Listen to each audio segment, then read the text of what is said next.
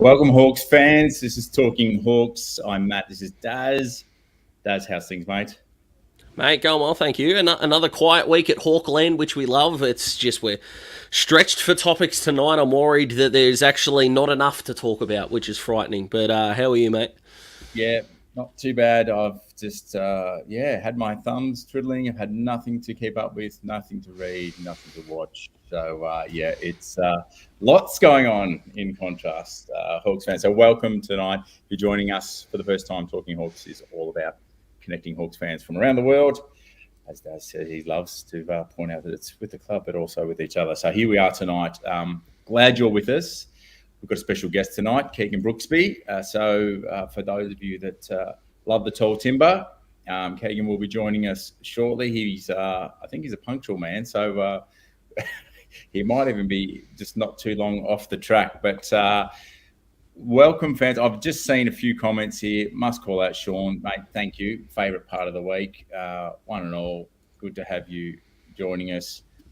So tonight, as I came to, obviously, we'll look at the Lions game, and some good things to talk about there. But we are going to enjoy this chat with Keegan because he's come as a bit of a journeyman through his own AFL career. Suns, Eagles, Hawks, and he still puts the boots on, but he's plays an important role as talent manager and Box Hill footy ops manager. He's been around the club for quite a number of years now. So keen to hear with our young brigade his role. And I know you're all over the talent, Daz. Have you got? I know he's just dropped into our foyer, so we'll get him on in a second. Mate, what's burning for you? Question mate, there's plenty burning, but once again, it seems like the outside footy world is something is happening that's invalidating a win. We didn't get the credit for North in the outside world because they didn't have Davies Uniacke or Jai Simpkin, West Coast, so we didn't get any credit for that. The Sicily himself got suspended in the St Kilda game for hitting Caminiti high, and that one was fair. And then the AFL thought they'd try and equalise that and give him probably the worst tribunal decision I've seen in a while. But there's always something going on when we win. Whether that means we keep flying under the radar or not, I'm not sure. But geez, it was good to get the 4 points, and didn't we play well? Probably our best game plan execution game of the year, which is extraordinary considering in one of those games was a 19-goal victory, but it was so good to watch from start to finish. Absolutely. Well, Keegan has jumped in early, so let's introduce Mr. Brooksby. Keegan, welcome. Thanks for joining us on Talking Hawks. It's fantastic to have you. How's things? Yeah, thanks for having me. Going well. We've just jumped off the training track for Hawthorn AFLW tonight, so that the pre-season has started the last couple of weeks. So it's another program that's up and running, and looking forward to a successful year with them, and hopefully some growth on last year as well in the inaugural year. Your frequent flyer numbers must be crazy, playing in South Oz with South Adelaide, still donning the boots and chasing Abby all around the country, I'm sure. But mate, how do you keep up with it all? It's just personally, you must enjoy having a woman to play. Yeah, I enjoy being busy. That's certainly for sure. And the playing component, I think for me, is something that I always thought I'd just try and play as long as I could, as long as I was still enjoying it. My body allowed that to happen. And South Adelaide was my home club, and I've got a strong family history and connection there with my dad and my uncle playing. And then previously when I was a player and former captain of the club as well, that it really meant quite a lot to continue to play there. So I haven't made it easy for myself in some ways, but I'm really enjoying it. And it's kind of hard to explain, but it's kind of almost like a release on the weekend. You get to jump on a plane and go somewhere completely different, and then it sort of breaks the week up a little bit. So while it isn't maybe the easiest thing to do, the balance is working all right for me at the moment. And how are things going with the AFLW system, mate, with reports of a strike potentially going down if the season's not extended? I know you've jumped on at a fantastic time to talk about it. I understand your timing's impeccable, but is it all systems normal until we know more, or is there preparations for a worst case scenario, or are you just continuing on as you are and whatever happens, happens? Yeah, I think the last point is spot on. Just continue on as planned, and whatever happens, happens. Being through AFLPA, CBA negotiations as a player, there's a lot of talk and a lot of meetings and a lot of words that get said and hypotheticals that get thrown around. But really, it's positioning for both the AFL and the AFLPA just to get the best deal for each party. So I don't expect or anticipate that there would come a situation where the players are striking. They don't have I think they need some clarity definitely around what the season looked like for this year and going into the future. And it'd be great to see some growth and a bit of a longer term plan from the AFL. But I would hope that it wouldn't come to the point where the players are feeling like they need to pull that lever. Very good, mate. I'm going to, Daz has gone straight into, there's a lot we could cover with you because you cover Fox Hill and Hawthorn. I'm just going to take a moment. You picked up 42 hitouts last week while you were over in South Australia with the 15 disposals, mate. You must be going all right. Are you having a sneaky bit of talent identification while you're over in South Australia for us, and in the men's or the women's? Yeah. It certainly helps. Because you get to it probably gives you a better eye to line up some of the talent that's on display in Victoria, and then you see some of it in South Australia, and you go, well, actually, how does this translate across competitions? And that's something that I think is quite important and valuable, especially in the W space, because it's a different setup. In South Australia, there's no under 18s talent pathway. They just go and play SANFLW from when they're picked. So they could be 15 years old playing SANFLW against a 30-year-old, whereas in Victoria, obviously, they're at Eastern Rangers or Gippsland Power for Hawthorn. So that is quite a difference. And when, like on the weekend, they had their SANFLW grand final, unfortunately, South Adelaide lost with the last kick of the game. The umpire paid a free. Yeah, didn't he? Oh, my goodness. Which was, not great for a South supporter, but there were some players in that game from both Centrals and South that are in their draft year this year, and what the AFL end up doing with a national draft at some point, we'll come to that in the W space, that I think it certainly is beneficial to try and line up the talent a little bit more so. So, you get a different it's just another lens that you get to look through that I don't think too many other people really get to, and especially when you're playing as well, you kind of get a feel for some of the players and their strength or their speed or their agility, or that was a great kick, that you might not get when you're watching. Well, your connections must be great, having been Gold Coast and West Coast. I don't know how much of the time you were spending at their VFL equivalent in your times there, but just understanding each system, that's a wealth of knowledge, mate. And hopefully you've got a good number of contacts, outside of the Hawks already that you can sort of draw from. Yeah, absolutely. I've spoken a bit about this with a few people, but quite fortunate in some ways. Had 3 very different looks at AFL clubs and experiences. Like the Gold Coast, I wasn't there at the inception and the very start, but certainly quite early on in their club's history.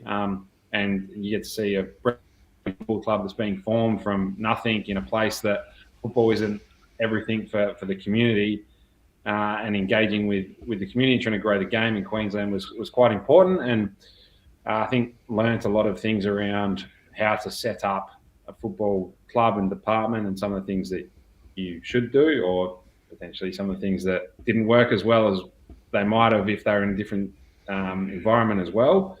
And then from there, I went to West Coast, and West Coast had just won a flag, and they probably have the most money and the most power if you listen to them. And when you go over to Perth, you understand that a little bit as well, out of any club in the competition, maybe more so than all the Victorian clubs. So in Queensland, there's like Gary Abler went there in part because no one knew who he was, and he could walk down the street and no one would talk to him and be able to go to the supermarket, and he wouldn't get hassled too much. And then you go to WA, and West Coast, the biggest club with all these supporters, and they run WA, and knick-knacks there, and they just won a flag, and getting attention sort of everywhere. They had quite different experiences, and their expectations were at different levels, and their programs were at different levels with the age demographic as well. And then Hawthorn was a different time as well, where we are a traditional Victorian club that sort of has had quite a strong history in the last 50 years in particular, winning a lot of grand finals and premierships. So that was something that I felt like I'd missed out on a little bit in both Gold Coast and West Coast experiences, because they're interstate teams, and there still is quite a strong Victorian focus for the AFL with 10 teams being in the state. So being in Victoria and being able to be at the big games and be exposed to that day to day and week to week was something you didn't get at the other clubs. And the history was certainly different as well. Now, it didn't really work out like that, because a week after I got here, COVID kicked off and they sort of put the season on hold. So I missed it a little bit, but over the last 3.5, 4 years now, I've certainly been able to experience a lot of that as well, as a player and also as a staff member. And speaking of talent identification, Keegan, at South Adelaide, projected first-round pick Jack Deline. Have you had a lot to do with Jack? Tell us about him. Unlikely to be our first selection, and that's just from an outsider's perspective and from where he's projected, but he's got some footy smarts, this kid, and apparently, according to the experts, has got some good leadership skills as well. Yeah, absolutely. Cross paths with Jack a little bit. Some of the under-18 boys come in and spend some time training in the senior program at South Adelaide, and while I'm not there all the time, I've certainly crossed paths with Jack, and every time I've been back in South Australia, I try and touch base with either the state and Tony Bamford, who's the coach of the under-18s team, or Mark Clayton, who's the South Adelaide coach, and check in to see how their programs are progressing and what's working for them as well. It's great education, not so much from a player point of view, but from a coaching and development programs point of view. It's certainly beneficial. And Jack, we've crossed paths with and seen him play a little bit. Very exciting player and has some great X factor and can find goals out of nowhere, really, which is a great skill and trait for him.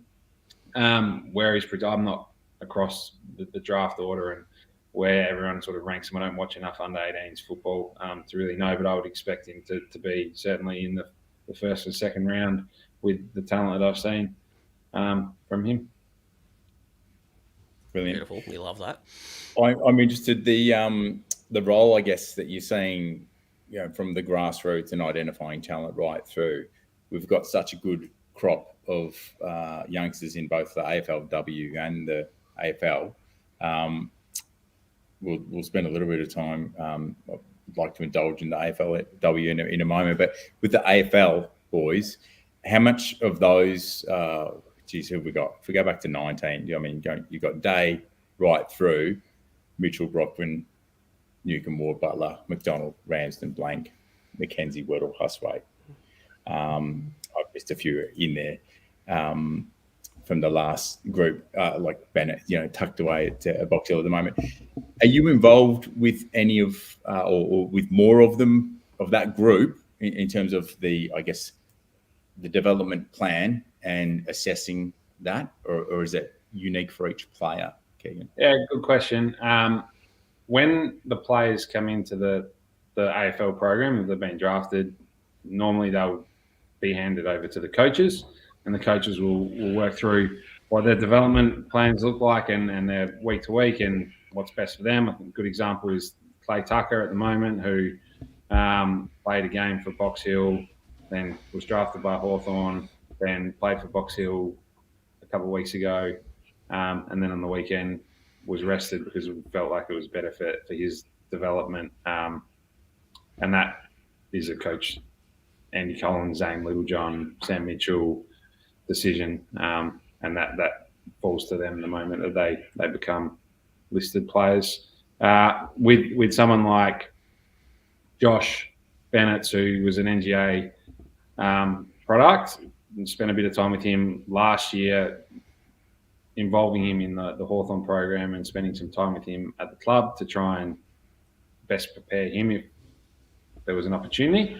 Luckily enough for Josh, there was. We had Cooper Vickery as well last year, who got picked up by Sydney. So that was, with the rules the way that they are, he was picked 27. So Hawthorn have no ability to be able to match that bid. And he goes to Sydney. Great result for Cooper. Unfortunately, I think he's been injured for most of the year now. But guys like that are coming in to the program before they're drafted, I spend a little bit of time with. And then from an AFL program point of view, developing and coaching, there's a little, do some stuff with the tools in particular. So like Ned, Lloyd, Max, Clay, now in particular some ruck stuff with David Hale and join in, and that's partly where I get some of my training in as well. So it's quite with one stone.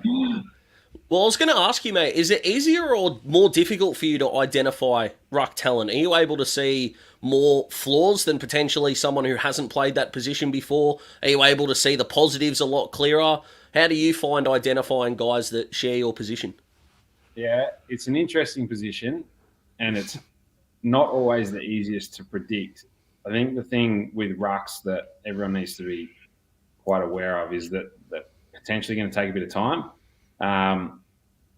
So you're not always looking at the finished product or close to the finished product. You're sort of trying to project what they could be in a few years' time, which is the same as most kids, but I think even more so for the rucks.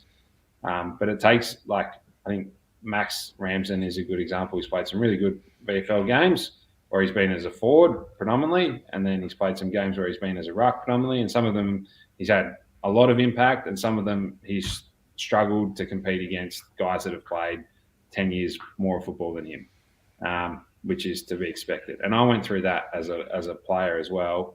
And I think that piece of having had to go through it and knowing how hard it is when you're playing against guys that are a lot more experienced and mature than you is valuable to, again, line up and assess some of the talent about where they actually sit and rank.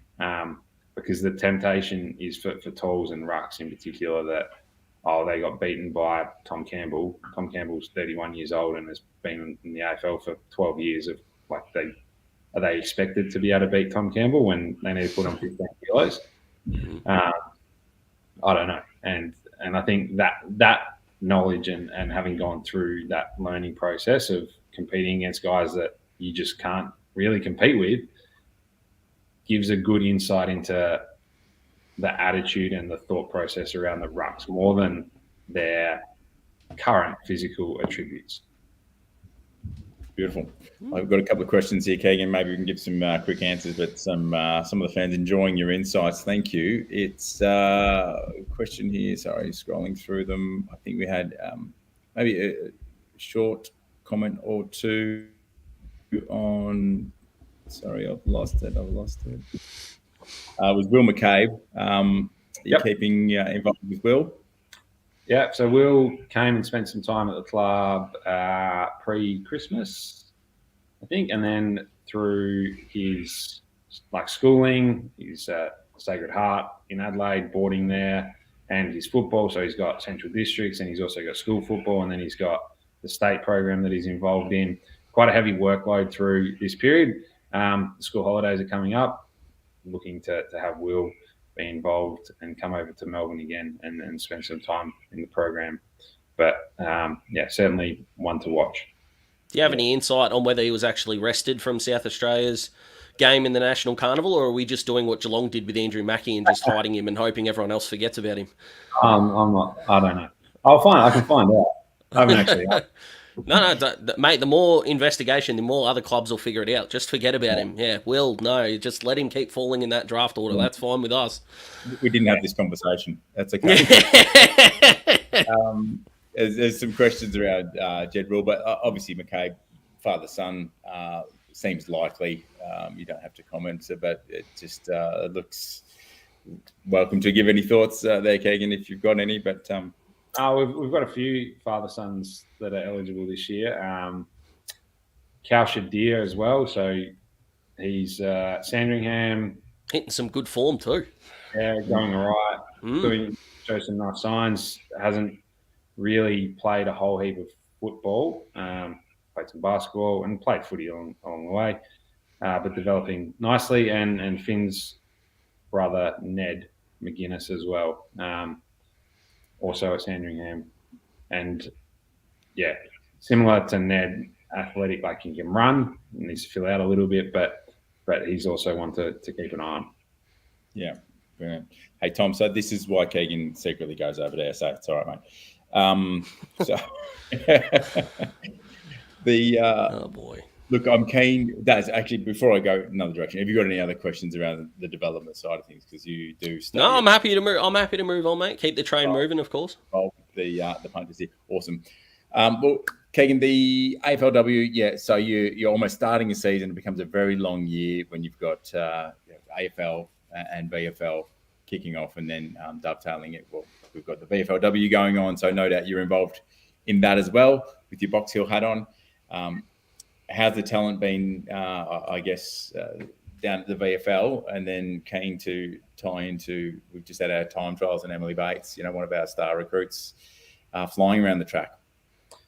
Yeah, good question. So there's a bit to this. I'll start with, so in the Box Hill program, I think a good line of sight is that the mid-season draft was the other week for the men, and we had 3 players that were picked up.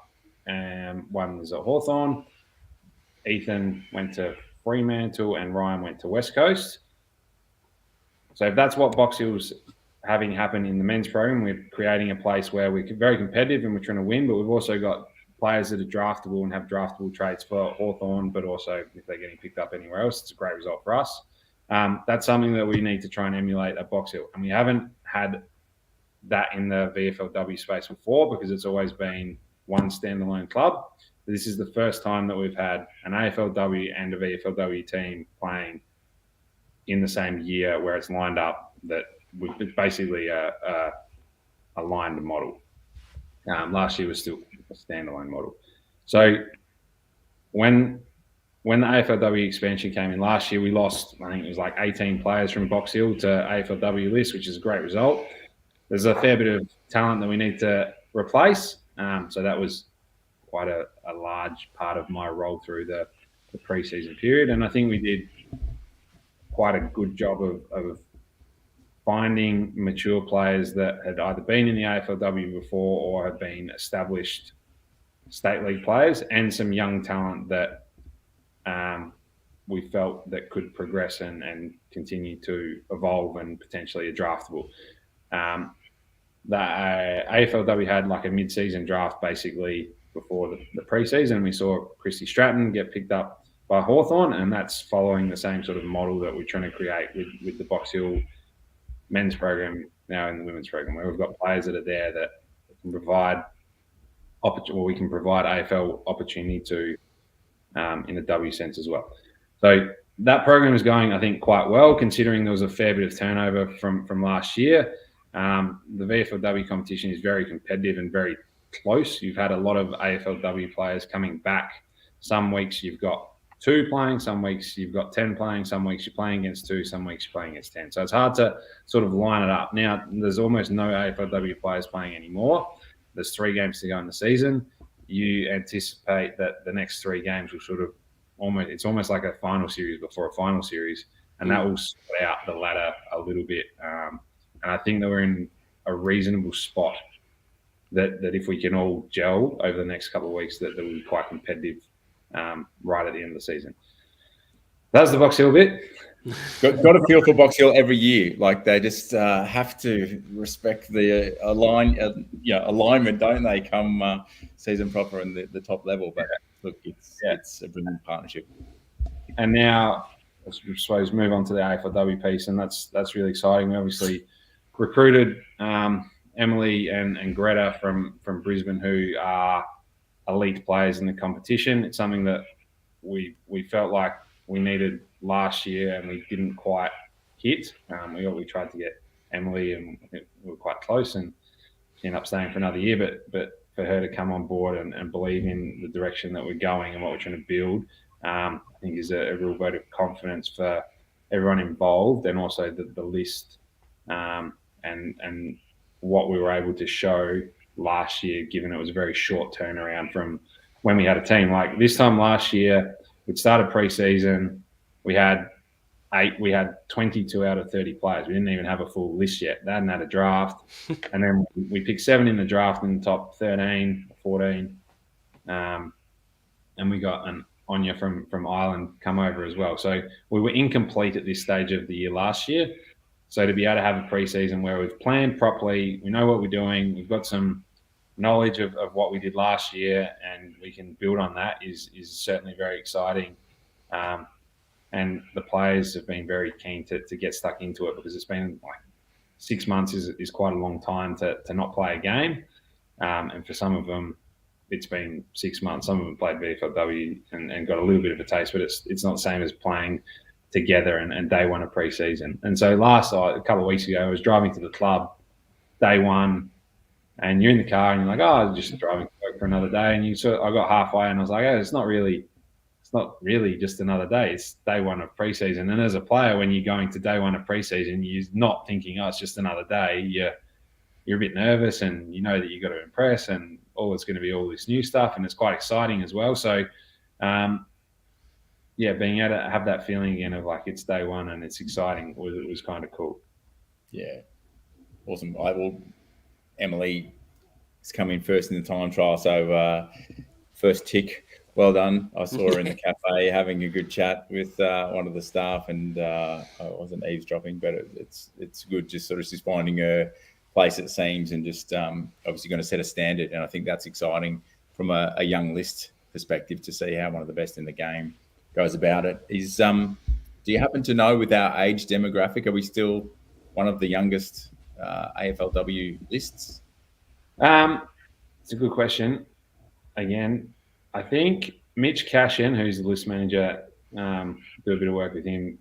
We went through a process through the off-season ranking where we sort of fit in compared to other clubs. And we actually, our average age, like we've got some young players, but our average age isn't one of the very youngest, because we do also have some experienced players that we needed and we still need to provide leadership and direction to the young players. So it ends up averaging out to being in, I think it's in the middle some.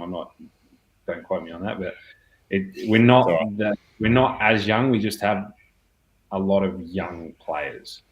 Yeah, brilliant. Well, we will your point here, Art move. Yes, we will get some of the ladies on, and so segue to Kashi. Does she ever break out some karate? Because she's a black belt, apparently, from Dai Crying. I didn't know that. I'll have to ask her. No, I've never seen her break out any karate or anything in the gym. But no, she's definitely one that's come back in really good frame of mind and ready to attack the season after moving club last year. I think, like, when you move club, usually you come in, you want to make a good impression and do everything you can to sort of fit in, and it might take a little bit of time to really feel like it's your club because you've been at other clubs.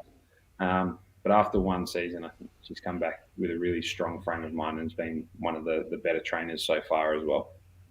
Yeah, I think she was top 5 as well in the time trial. So good sign. She can run all day, that girl, and when her body's right. So it's good. Awesome. I'm conscious of time. We'll throw it out to the fans. If you've got any last questions for Keegan, I know you've got a wedding coming up, so wishing you well. I did see Abby down at training last year with the AFLW girls. Is she just going to roll them over a little bit, Keeks, just to stay in touch with the game, or what's the go there? If you can, she's still on. She's a Box Hill listed player, so I think she's had a sore hamstring from some of the things that she's done through with her work through the last 6 months.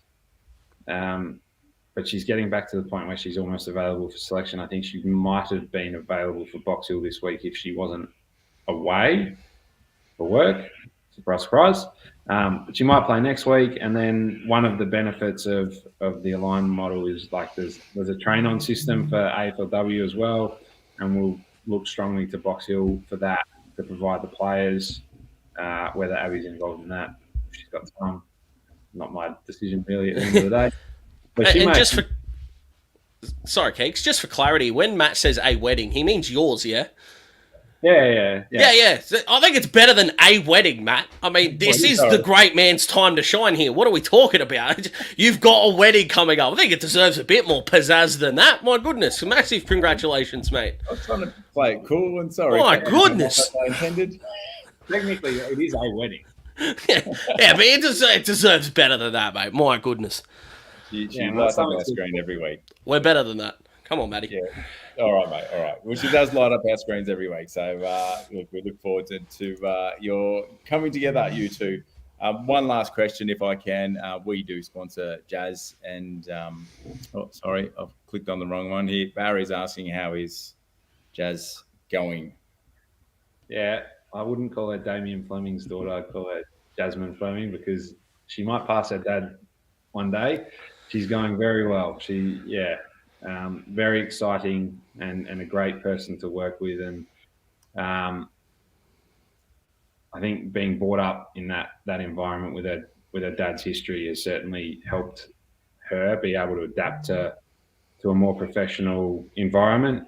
She does everything right, ticks every box. Every time she's on the field, you sort of see something that you haven't really seen before, and she just continues to evolve and keep getting better. And couldn't speak highly enough of how she's going both on and off field. Brilliant.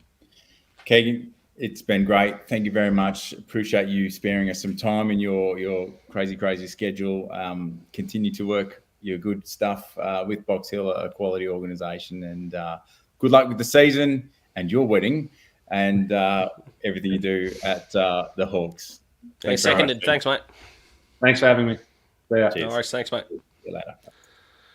All right, Hawks fans. So, good fella, Keegan. It's you will see him down at Box Hill if you get down to City Oval, get around him, the Stangs. All right. There's been a few of you champing at the bit, and you've been very patient. So we will get on with the Lions game. And, mate, there's a lot to talk about here. The handball happy Hawks, mate.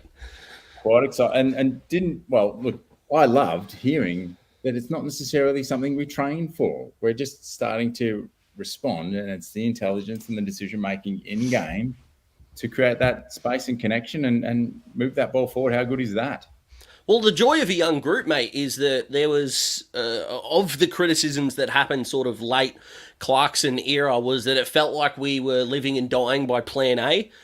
If we weren't training for the best game plan we've executed all year, that means we have a pretty good A plan and a pretty good B plan that a young group knows how to execute dependent on how the opposition are playing.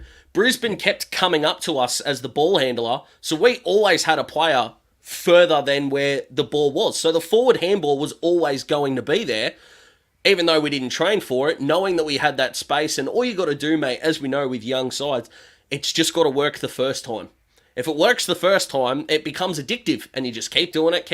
And we had the 215 kick to 211 handball ratio, and then when you've got, ball movement like Connor McDonald's kick to Jai in that, I think it was the third quarter that set up the one-step hit to Mitch Lewis. I mean, it's just chef's kiss. Those 3 goals in the second quarter meant nothing after Punky got us on the board in the third quarter. So, mate, I was loving it. I couldn't yell and scream as much as I'd like to because the missus might have been having a snooze on the couch. So it was some very quiet fist pumping going on, which I loved. It was awesome to watch. Best game I've watched this year, and that obviously includes a 19-goal win.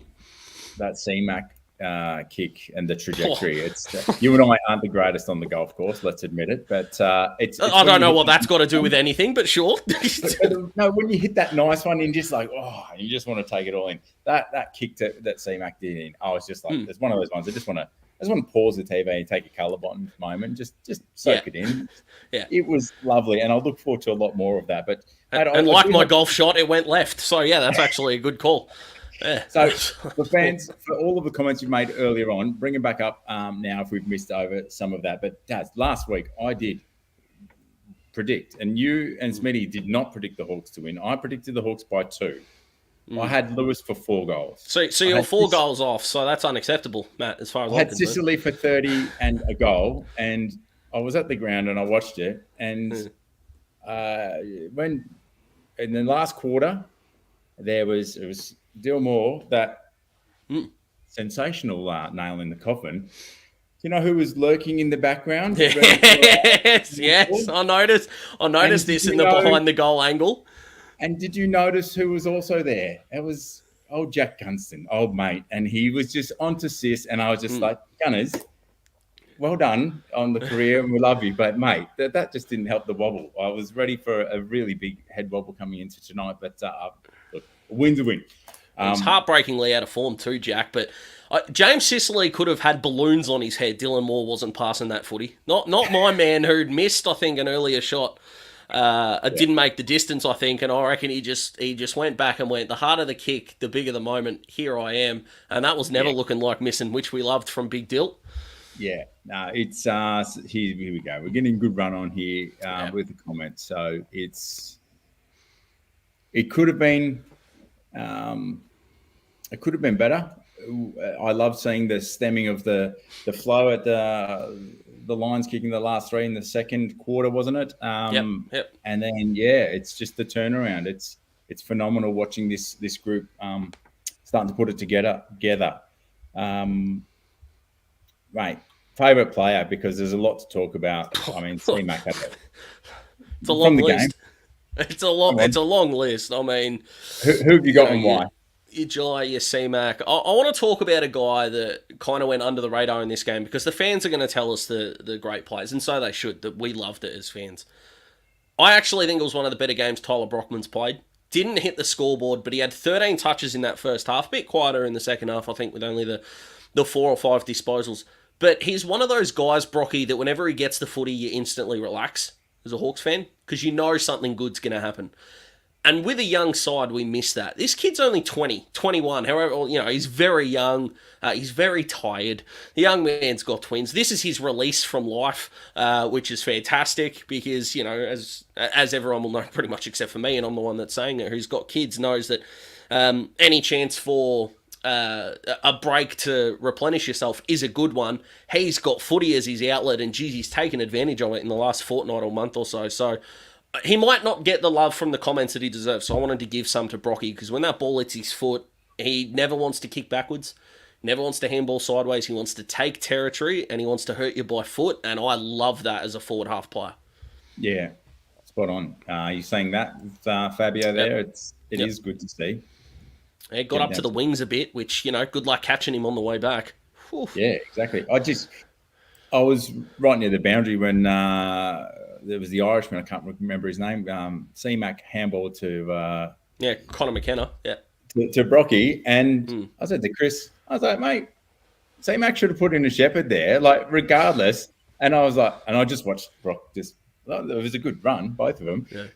Brocky didn't get caught as we thought, and I said to Chris, it's probably C-Mac's just thinking he's not going to catch him. No way, there's no need to put the body on the line. But anyway, I don't blame C-Mac there, because if he had a touch their player, he would have got 15 to life. So doesn't matter in the first place, and we'll talk about that. But Jesus Christ, let's talk the footy.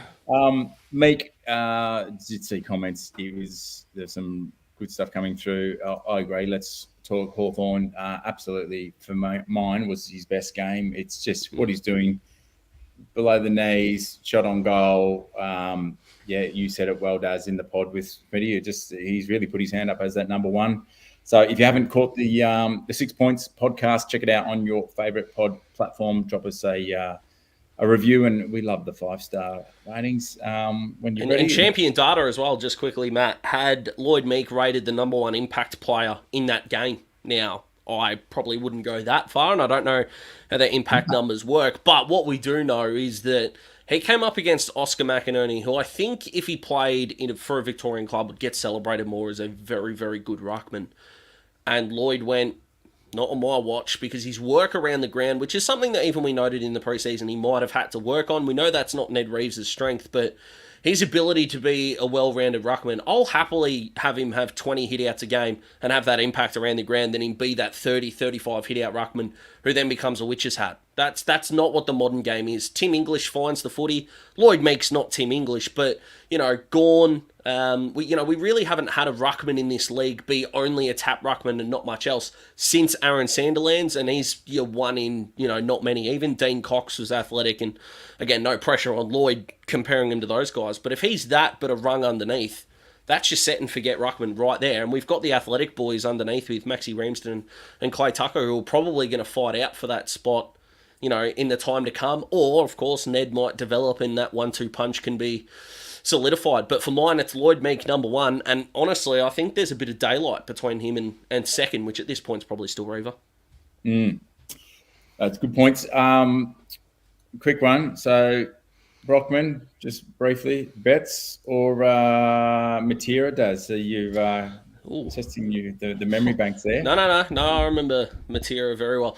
I'll tell you what who he reminds me of, Brocky, a little bit. And this is without the ego and celebration, so it's not the full package. But there's a bit of Tom Papley about Brocky. The further up the ground he goes, the better he is by foot. He'd be very tough to catch on the way back.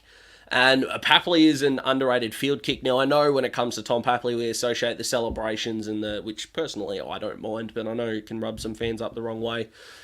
But what he is he's different and he's X factor. Just have that, and I'm cool. I know player comparisons are something that we all love to do, but I think he can become the type of player that we haven't really had at Hawthorn before. You think of your pure pressure forward with Poppy, who could of course hurt you. Cyril's the Mr. Mercurial. We're never going to have another Cyril. Luke Bruce is your stay-at-home small forward and probably one of the best out there. I don't think Brocky's going to be either of those three, and he's not going to be, and hopefully he can be his own thing. So when he does retire, hopefully in about 200 games' time, we're going to be able to look at the next small forwards and go, well, we had Bruce, we had Poppy, we had Cyril, and we had Brocky. That would be some fair company for him to join, I think. It is phenomenal. We spoiled. I think we thought we said weren't we? Well, back then, but even now, even just what we've got, I'm encouraged by just seeing how the club's allowed Brocky just to flourish in his own time, and we're reaping the rewards now. So, look, Duke's third quarter phenomenal. Dylan Moore, Frenchie, mate. I tell you what, watching McDonald, I'm pumped to imagine in 3 years' time when he gets strength through those hips, and you just watch the Sam Mitchell-esque moves. And the delivery. I think I'm almost watching the players around. I think there's a few senior players now telling him to kick. I think I noticed it in the last couple of weeks. It's not that he's hesitating, but they're actually recognizing, mate, bring your weapon. That is your left or right foot, I think, at this point. And that's exciting. So to come on as a sub, make a really big impact. Phenomenal effort, young man. And we saw it with Connor McDonald as the sub as well, and I don't have the numbers in front of me, so if this gets proven to be wrong, I'll put my hand up. But I think a lot of subs, especially smaller players, tend to handball more because you're watching the game from afar. It has got to feel like a speed train is coming at you, considering that all you've done is sit, and then bang, you're on. If you're around the ball for that first contest, of course you're going to be a bit slow and a bit rusty. That's to be expected. That's essentially your first bounce. And then you've got to go from there. And I think it's why we were so impressed with Connor McDonald laying 9 tackles in one of the games that he was sub for. So I don't really blame him for that. But I do agree. I think once he gets that, the left-right good night of his feet hitting the footy, then we're going to be the beneficiaries of it. And what else it means, mate, is that for the next comfortably 2 or 3 years, we do not need to draft a midfielder at all. We have got a great chance to build a tall and small forward group, and we can build the best spine in the AFL and not have to worry about we're going to need another mid here or mid there.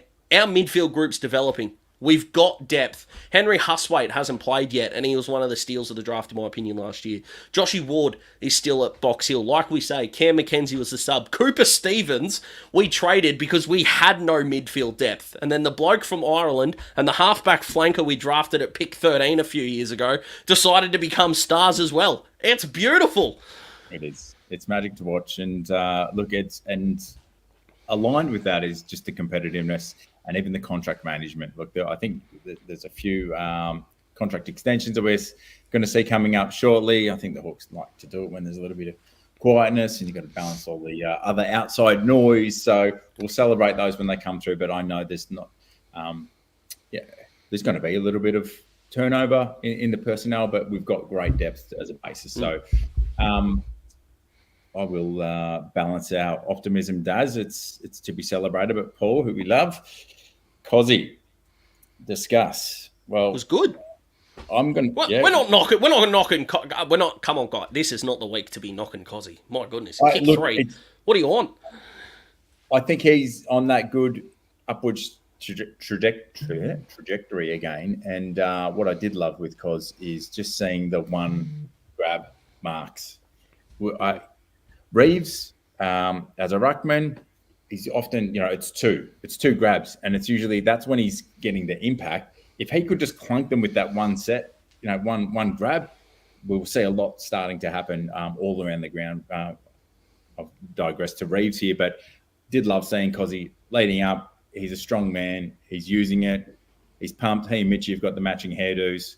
To see your two tall forwards kicking 7 between them, that's really what you want every week, isn't it? Yeah, exactly right. I mean, the difference between them for mine is, I think with Mitch Lewis, I'm talking about here, is we can be quite proactive as Hawks fans. So we can sit here. I know we've got the bye this week, but, say we were playing XYZ, we'd be able to go, all right, we think Mitch Lewis is going to do this, he's going to move like this, present like this, and therefore he'll get this amount of chances and he could produce a performance like insert your prediction there. The thing with Cozzy is we have to be quite reactive until we have that consistent run of form. So we can only look at what Cozzy did on the weekend, and then it's a waiting game, which is what inconsistency can do to a tall forward.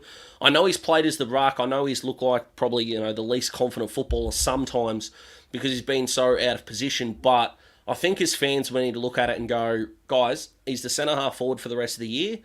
Let's just worry about what he did on the weekend, and whatever happens, happens. If the Hawks do want to go after a tall forward in the draft, I think he and Emerson Jeka might be in some trouble. If we don't want to go after a tall forward in the first round of the draft, so anyone that knows the draft is Archer Reed, who I'm talking about here. If we don't go after Archer Reed, even if it is a Zane Dersmore or a Nate Caddy, we are probably going to keep him for another year. That's just the way the list balance is working. But let's not judge him on what we think is going to happen or what he's done very previously. Let's only worry about what he did on the weekend. And what he did on the weekend was a big tick against a Brisbane key defensive group that were ranked number 5 in the competition for goals kicked by key forwards. So key forwards weren't really scoring on them a lot. We kicked 7 between them. Let's enjoy that. Great start. Love that one. Start of the night for you, Daz. Sean, 100%. Even just the punches, just bringing the ball to ground at times. You've got the strength in the air. It's sometimes you can be aerial, but it's also he can influence those contests. And I know that when maybe the form wasn't there and he's bringing as much, he's not necessarily going to get as many disposals as your Lewis, but you're going to get the work rate. So there we go. He's 22. No, he's 22. Yeah. Is he? Yep. Yeah. Clarity there. But look, it's nice to see him sort of returning to form in a fairly short window, I've thought. I thought he might have spent a little bit more time down at Box Hill, but to his credit, we get to enjoy 3 goals. So yeah, which if you're complaining about that and just that, I mean, come on. So I know we've got more time to think because we got the bye, but I think there's worse things to worry about at this point. Yeah. All right, we will, I guess, go there with the Sicily scenario. Just before we do, I want to say a special thank you to Jim McGregor, our latest Hawthorn supporter, to join us with sponsoring Denver Jazz and Jai. Daz, I know you've had the opportunity, but on occasion, how would it be? Have you ever wanted just to pick Jai Newcomb's brains, or just sit down? Jai, tell me about that third quarter. What was going on? What were you thinking? Do you have those moments as a Hawk fan where you just love to sit down with a player? Is that you, mate? Yeah. Yeah. Every day. Yeah. Every week. Absolutely. The more the merrier. It is an amazing opportunity. Look, I know that these things sometimes in these live streams can, come off as cheesy or whatever, but I promise you, Hawks fans, the sponsoring the players not only gets you closer to the footy club, but these sponsored events are legitimately incredible. Like, I think we do forget sometimes that they are human beings, But after you get over that fact, they become infinitely more interesting. Just how great they are to talk about the footy, their own lives, the fact that the players are good enough to take an interest in the fans as well, and that is a part of the family club that goes under the radar. So we know that we push it towards you guys, but it really is a fantastic opportunity to not only get closer to the Hawthorn Footy Club, but the players as well, who are stars. And, I mean, if you're not buying stock in Jai at the moment, my missus will buy it off you. So it is up to you at this point, and she will pay retail price. So please do it to avoid me not living on my own. I'd really appreciate that. Look, there's rent's getting expensive, so look, Daz, we want to keep you around, so we won't let the fans at Sam. We'll keep the money in your pocket, mate, in Sam's pocket. So look, the opportunity, we've got the round 16 Carlton game where we've got the Guard of Honour opportunity. If you've got kids or you'd like to get out there on the ground and see salute the players as they run out, all of these types of things coming up. We've got the Peter Crimmins. There'll be a Hawthorn Hall of Fame. So it's an opportunity just to get involved. We'll look at the Box Hill President's Lunch. If you want to hit me up, I'm open. If we want to organise a box for one of the games in the run home at the G, then let me know or let us know. Get in touch through talkinghawks.com. Awesome. So I'm going to drop it in the comments if you are interested. Check it out. But lots to enjoy. Actually, and one last thing. The reason I asked you that question is because even if you're overseas, Daz, we're going to have a closed Zoom session with Denver, and you are going to be able to ask the whatever questions you'd like to ask of those two and pick their brains. They're very honest young men, so it is quite enjoyable. So, all right. Last but not least, Matty. Hold on. And the Junior Footy Clinic. Oh, yes, my apologies. Coming up. Sorry, 27th of June, 2 to 4 p.m. So if you're involved with the play sponsorship through Talking Hawks, let us know if that is something your kids would love. Awesome. James Sicily. Sorry, that was a bigger run-up than I thought. Go on, Daz. You're saying it all with that. I feel like anyone that follows me on Twitter at the moment is going to get a pretty good idea of what I think about it. Those things not holding back, but look, we're at a point. It's a family-friendly show, this one. I do want to say, and I think all Hawthorn fans agree, no one likes the fact that Hugh McCluggage was concussed. And for any Hawthorn fans that are the opposite of that, that's the wrong way to go about it. All I'm saying is direct your anger at the right place, and that is the MRO for not having the guts to let Sicily off for it because of an injury, even though he deserves to be playing this week, and get angry at the tribunal for some reason hearing evidence from a medical professional and going, doesn't matter, we're going to go with the result that we rigged in the first, well, not rigged, that we'd gone with in the first place. It's a shambles, to be honest. And the AFL just get to dig their boots in by making us wait till Monday, which, and I understand this is probably ranked about 8th in my list of problems, but that really screws around my Supercoach buy structure. So I'm annoyed at the AFL for many reasons at the moment, Matt, to be honest. Well, we do know the players are away and quite a few at the club, so there's a little bit more time to get all the ducks in the line and put forward the best case. It's I think we're at a place where the ivory tower of the legal fraternity that influenced the AFL. It's been stated, Jordan Lewis, others in the media, just that until the fans, and sorry, I have to say this, and I want all the best for the Hawthorn Football Club forever and a day, but until the fans vote with their feet across the AFL will continue to influence the game from that ivory tower with things like this. And I'm not suggesting we boycott, but it's a conundrum, and I'm perplexed. I think the whole AFL supporter base, the group, is looking to get behind this. It's not necessarily about James Sicily at this point. So, Ryan Mansell as well for the bump, which I know bump tackle not the same thing, but the AFL have got to look at the fact that the MRO didn't make a decision on those two. The tribunal did make a decision, and now 2 AFL clubs have gone, we know that decision's wrong. That should already raise alarm bells at AFL House that something's gone wrong here.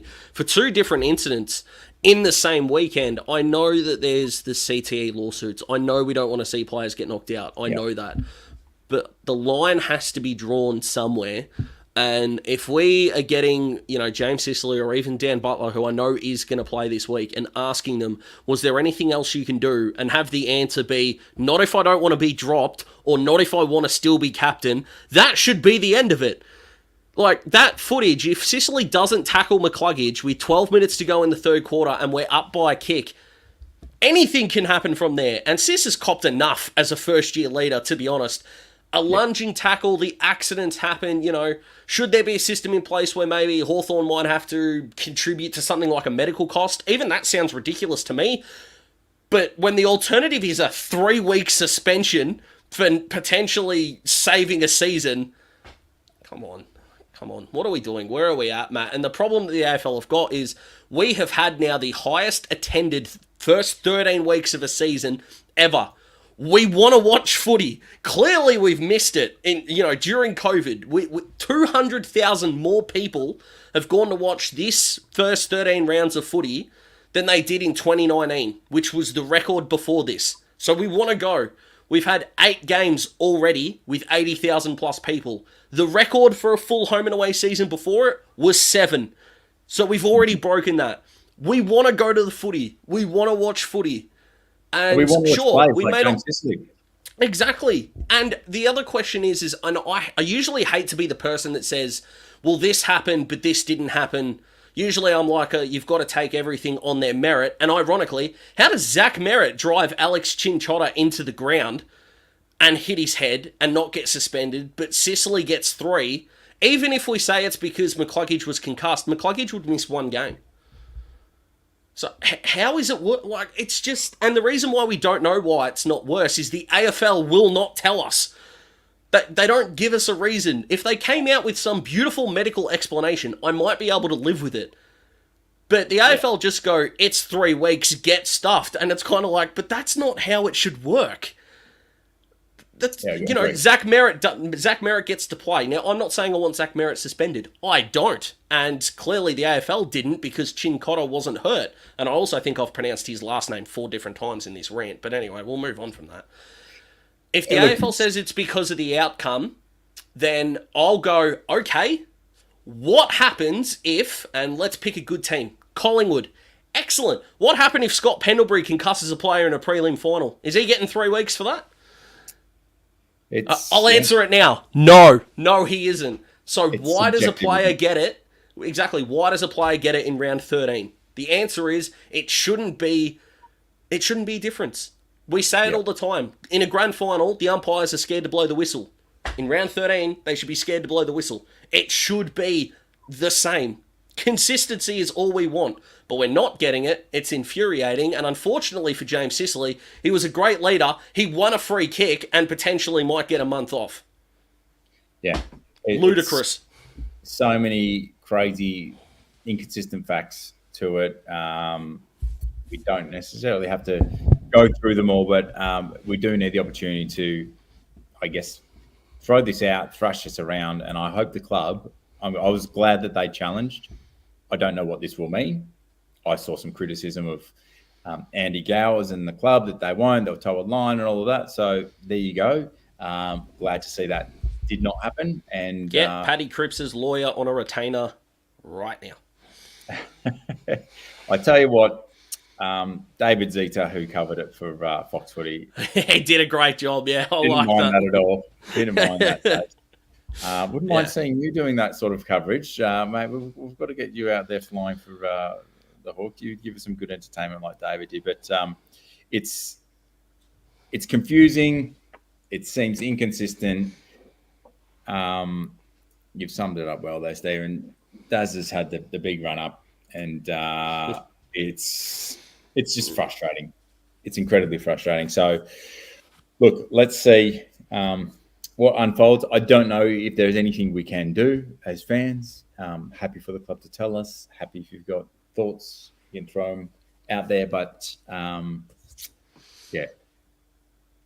I'm a bit speechless. But a good win, a great win over Brisbane, and we look forward to the bye at 4-9, and everything's. Sam Mitchell's flying, and Unfortunately, none of that matters in the eyes of non-Hawthorn fans, because once again, we do something great, and it doesn't matter outside of the on-field and outside of our own fan base. Yep. Mate, North are getting praised by going to their home ground in Hobart and losing by 4 goals. We beat third on the ladder by that much, and it's been nothing. Nada, zero. At these times, I need to take that long-term perspective, have the deep breath, and just be like, okay, you're without your captain for 4 weeks, potentially, of the year. If we challenge and that gets knocked back, I don't think it can increase, can it? No, absolutely not. So, although, actually, silver lining, I think the AFL making us be without James Sicily might be a form of tanking.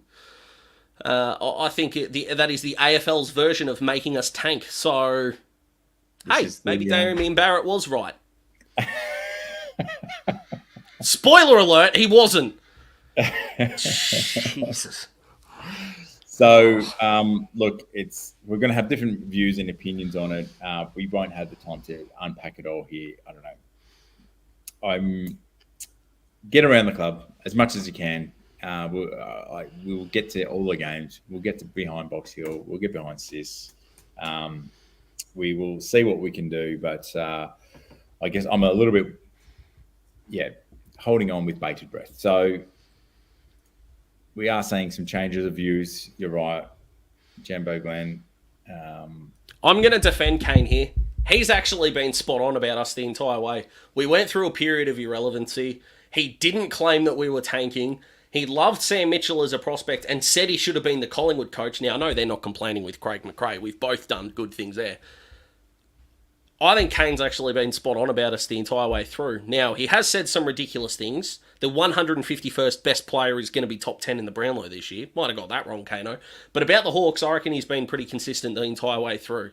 So, Kane Corns is more consistent than the governing body of this sport. Let that sink in. Well, he knows his job to, and I think he executes it fairly well at times to get a rise. But anyway, we won't comment on others that should know their job and how they go about it at the AFL. So, all right, the pods, mate. We've got, I think we've got Andy Collins coming up with Timmy. We might have another coach or two. We might have some of the ladies starting to roll through because the preseason. It'd be good to get Beck on, Beck Goddard. So, mate, we'll have got the feed up this week, have we? There's no Oppo analysis. We'll wait. No, there won't be, but there is going to be content coming via talkinghawks.com, and we have got something coming early next week that I genuinely believe is going to knock socks off Hawks fans. So, just because the Hawks have got the week off, mate, I was thinking, we could sit back, we could head down to Lawn or something and just put the feet up. No, still working hard for the people. So Talking Hawks, we've still got, Smithy's got something awesome cooking up in his little article kitchen there. We've got some draft stuff coming. I might have a little bit of a trade spotlight, depending on if the boss wants to give me the Friday off or not. So fingers crossed that goes well. And we've got something really cool that'll be coming early next week before the next live stream as well. So don't go anywhere. Get your Hawthorn mates to subscribe on YouTube. Like on Facebook, Instagram, Twitter. We're basically everywhere but Google Maps at the moment. That's pretty much what I can tell you. And your favourite podcasting provider, no matter which one is on your phone, get on it. Talking Hawks. Timmy does a great job with his interviews, and there is plenty of stuff coming. You'll basically almost be sick of us. It's just enough to keep us around, I reckon, but it's going beautifully and we're looking forward to it. One of the most satisfying things to me is when a fan stumbles across Talking Hawks and they do say, "Where have you been?" And they're going through the back catalogue and enjoying some of your fine work and the team. Who's this Daz clown? Which I think's harsh, but that's okay. I haven't seen that one very often at all, mate. But let's hope the boss gives you this Friday off and you can do some of your best work once again. Fans, Daz, it's been a pleasure. Continue to get behind our brown and gold teams. It was great to have Keegan. And thank you, Box Hill, for doing that. Does I guess it's until next week, mate. Absolutely. Go the Hawks and stick around. Talking Hawks, plenty of stuff to come. Thanks for jumping on and thanks for listening to my rant. Go Hawks. Go the Hawks.